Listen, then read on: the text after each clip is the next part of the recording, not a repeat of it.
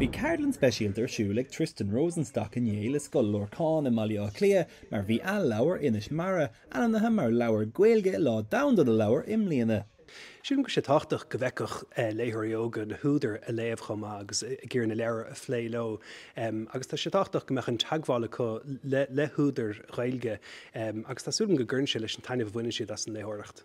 Agus céir de ceap na rán fartathe fin lá mór agus tábhacht na léthireachta. Cuireann sé leabhar chuig cín go póistí agus go gachtain ar an domhan. Tá sé deasla fecin an taobh hir den leabhar. Tá an leabhar anna cosúil le céir de ceapan méid a scríbhí, Tristan? Because I close up and they morn is kind of the silent like red. Three him Bob is just very like my character curses at the income. Tá Tristan ag súil go mé na daltaí spreacha inis chun níos mó léthireachta dhéanana amach an so.